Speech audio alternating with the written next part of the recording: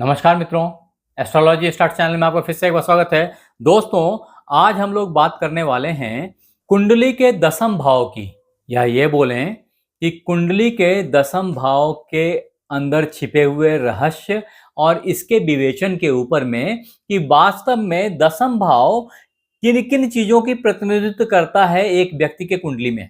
ये एपिसोड बनाने का मेरा पर्पस ही यही रहा था।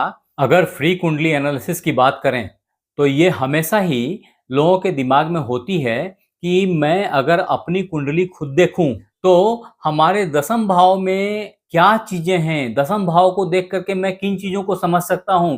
सामान्यतया लोग दसम भाव को जॉब का मानते हैं या कर्म का मानते हैं, बट यहाँ पे भी डिफरेंस है, यहाँ पे भी समझने की बात है। ये बड़ी सूक्ष्म दृष्टि से आपके विवेचन को देखने की जरूरत है कि वास्तव में दसम हाउस इंगित क्या करता है।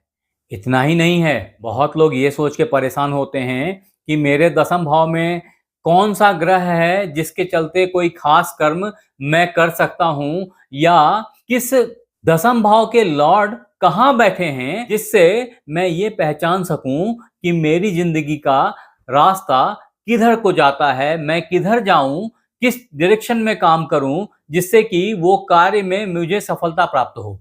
जब अपन फ्री कुंडली एनालिसिस की बात करते हैं तो यहाँ ये जरूरी होता है कि आप अपनी कुंडली को खोल के पहले बैठ जाएं।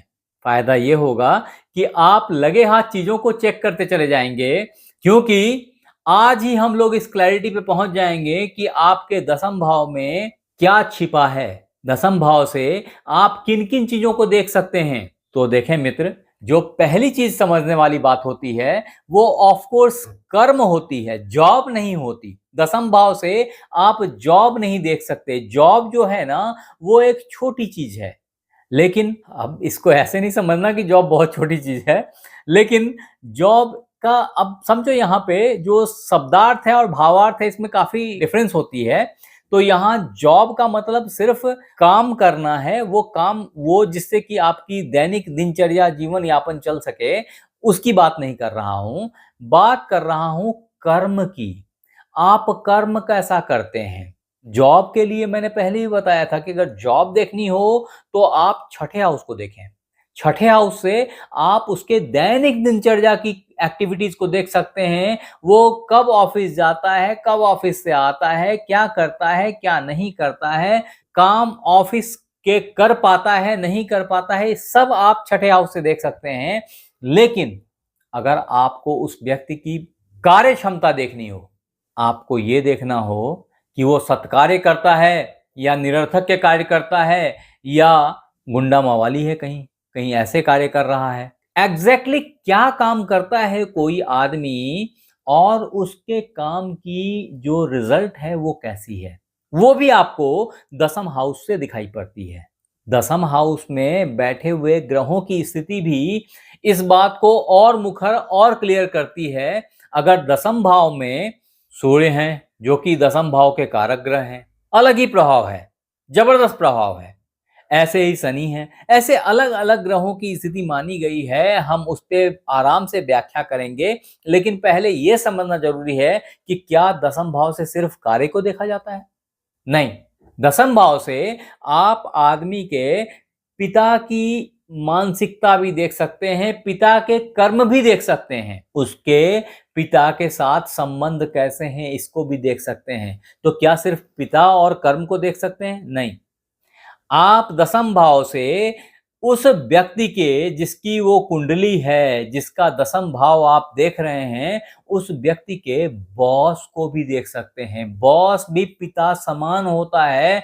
बॉस भी फीड करता है, खाना खिलाता है। जिस दिन बॉस की नजर टेढ़ी हो जाए, जैसे पिता ला करके परिवार में धन डालता है और फिर सब बच्चे परिवार खाना खाते हैं, उसी तरीके से बॉस की भी मान्यता है ज्योतिष में। तो जो आपके बॉस हैं उनसे आपके रिलेशन कैसे रहेंगे, ये भी दसम भाव दर्शाता है।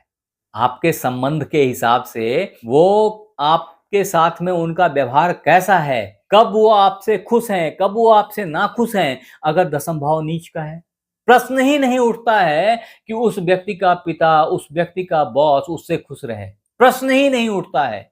तो यहाँ पे समझने वाली बात यह है कि सिर्फ दसम भाव नहीं, संग ही दसम भाव की स्थिति, जिसको किसी ग्रह ने नीच कर दिया है, जिसको कोई ग्रह नीच की दृष्टि से देख रहा है, जिसको कोई ग्रह उच्च की दृष्टि से देख रहा है, जिसका दशमेश कहीं उच्च में जाके बैठा है, जिसके दशमेश पे किसी उच्च के ग्रह की दृष्टि पड़ रही है। दशमेश बैठा तो कहीं और है, लेकिन उस जहां भी बैठा है वहां पे किसी और ग्रह के उच्च की दृष्टि पड़ रही है। अलग अलग प्रभाव होते हैं दोस्त। आपको इन चीजों को गहराई में जाके समझना पड़ेगा, देखना पड़ेगा, फिर ही आप इसकी व्याख्या कर पाओगे और तभी आपके प्रेडिक्शन 100% सही उतरेंगे।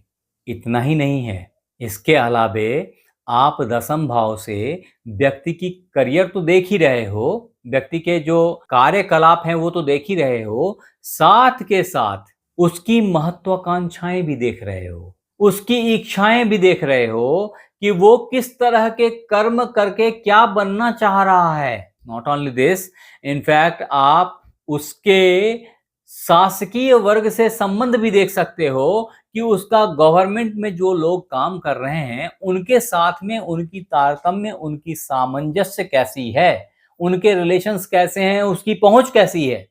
आपको कई ऐसे लोग मिल जाएंगे जो बिल्कुल कुछ भी नहीं जानते हैं लेकिन बड़े बड़े लोगों से जान पहचान है।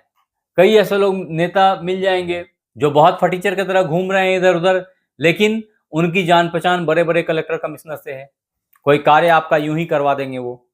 ये सारी चीजें जो है ना, ये कर्म पे डिपेंड करती है कि उस व्यक्ति का कर्म कैसा होगा, और कर्म को डिनोट करता है आपका 10th हाउस। जो 10th हाउस है या 10वीं भाव है, वो 10वां भाव किसी भी कुंडली का उस व्यक्ति के करियर, करियर में ग्रोथ, करियर की स्थिति, प्रमोशंस कि प्रमोशंस होगी कि नहीं होगी, पिता की मानसिकता, पिता का शरीर नहीं, कुछ पोर्शन में पिता का शरीर, बट ज्यादा मात्रा में जो पिता की मानसिकता है, जो पिता का कर्म है, जो बॉस का परफॉर्मेंस है, जो खुद की परफॉर्मेंस है, ये सब अगर आपको कैलकुलेट करनी हो तो आपको उस व्यक्ति का दसम भाव देखना चाहिए। अब प्रश्न ये है कि दसम भाव आपके शरीर के किन अंगों को दर्शाता है, किन अंगों को इंगित करता है।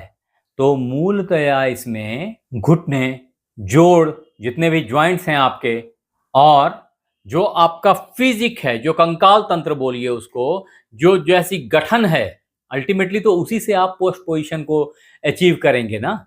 वही पर्सनैलिटी तो आपकी इंटरव्यू में काउंट आएगी, जिससे आपको कोई डेजिग्नेशन प्राप्त हो पाएगा, जिससे आपकी कोई अचीवमेंट दिखाई पड़ेगी, उपलब्धि प्राप्त होगी आपको। ये सब फिजिकल बॉडी की रॉबस्टनेस, ये सारी की सारी जो है ना, वो 10th हाउस से डिफाइंड होती है।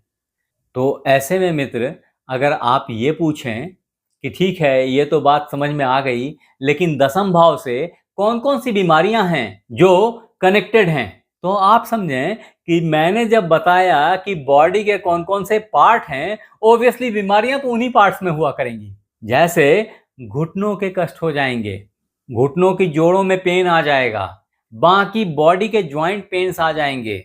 ये तब होएगा जब आपकी दसम हाउस खराब है या दसम हाउस कमजोर हो गई, अथवा कोई ऐसा ग्रह जो एंटी प्लैनेट है और उसकी महादशा अंतरदशा शुरू हो गई और दसम हाउस का वो एंटी प्लैनेट है। तो ऐसे सिचुएशन में भी आपकी तंत्रिका तंत्र कमजोर हो जाएगी, आपकी जो कंकाल तंत्र है, जो आपकी फिजिक की जो रॉबस्टनेस है वो कमजोर हो जाएगी, जो स्निग्धता है त्वचा की वो कमजोर हो जाएगी। तो मिला जुला करके इन्हीं चीजों पे 10th हाउस की कमजोरी का प्रभाव दिखता है। नॉट ओनली दिस, आपकी अचीवमेंट्स बहुत दूर हो जाएंगी आपसे, आपको अवार्ड्स, प्रमोशंस, ये सब में काफी दिक्कतें फेस करनी पड़ेंगी। यही सारी जो है ये दसम हाउस की बीमारियां हैं, सही बोलो तो। अब अगर इससे बचना है तो हमेशा ही दसम हाउस को मजबूत करना पड़ेगा। इससे बचने के लिए और कर्म की क्षमता को बढ़ाने के लिए एक अचूक उपाय है, वो मैंने पंचम भाव में भी बताया था, मैं फिर बता रहा हूं कि वही उपाय यहां भी काम करता है, और वो उपाय है रंग बीज का उच्चारण, राम का ध्यान, श्री राम की आराधना। ऑब्वियसली श्री राम की आराधना करेंगे तो बजरंग बली छूटेंगे नहीं, तो इसीलिए बजरंग बली का साथ, अगर इनका ख्याल किया जाए तो आपकी बहुत सारी दसम हाउस की प्रॉब्लम्स अपने आप सबसाइड करती हैं। आप हमारे साथ बने रहे इसके लिए बहुत बहुत धन्यवाद। आपसे फिर मिलते हैं अगले एपिसोड में, तब तक अपना ख्याल रखें। धन्यवाद।